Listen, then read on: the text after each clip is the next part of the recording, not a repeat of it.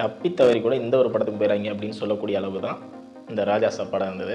So பொங்கலுக்கு அப்படி இப்படி எந்தெந்த படங்களோ ரிலீஸ் ஆகும் அப்படின்னு யோசிச்சு கடைசியில் ராஜா சாப் படம் ஃபஸ்ட்டாக வந்து ரிலீஸ் ஆயிருக்கு. ஸோ இந்த ட்ரெய்லர்லாம் பார்த்துட்டு ரொம்ப ஏமாறிட்டாலும் ரொம்ப எக்ஸ்பெக்டேஷன் பண்ணாலும் ஓரளவுக்கு ஓகே இந்த படம் வந்து பார்க்கலாம் அப்படின்னு யோசிச்சு போய் படம் பார்க்க உட்காந்தோம் அப்படின்னா ஏன்டா வந்து உட்காந்த அப்படின்னு கேட்டு வச்சு செஞ்சு அனுப்புன மாதிரி தான் இந்த படம் இருந்தது.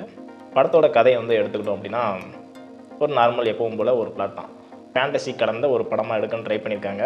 தாத்தாவை தேடி வந்து பேரனான பிரபாஸ் வந்து போகிறாப்புல. போன இடத்துல ஒரு பூத் பங்களாவில் மாட்டிக்கிறாரு.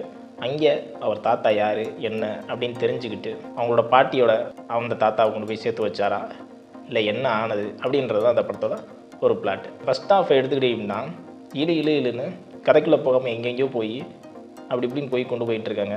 ஸோ செகண்ட் ஹாஃப் எடுத்துக்கிட்டிங்கன்னா செகண்ட் ஹாஃபில் தான் வந்து கதையே ஆரம்பிக்கும். கதைன்னு சொல்ல முடியாது, ஓகே. ஸோ அந்த ஃபேண்டசி படமாக மாற ஆரம்பிக்குது. ஸோ அந்த பூத் பங்களாக்குள்ளே போனதுக்கப்புறம் என்ன ஆனது, அது அப்படி கொண்டு போய் இப்படி கொண்டு போய் அது காமெடிலாம் ட்ரை பண்ணியிருக்காங்க.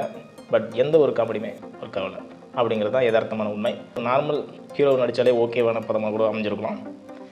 பிரபாஸ் அப்படின்னு பார்த்தீங்கன்னா அவர் வந்து ஒரு ஸ்டேஜுக்கு போயிட்டார். ஸோ அந்த ஹீரோவுக்கு இந்த கதை தேவையா அப்படின்னு கேட்டிங்க அப்படின்னா தேவையில்லாத கதையாக தான் அமைஞ்சிருந்தது.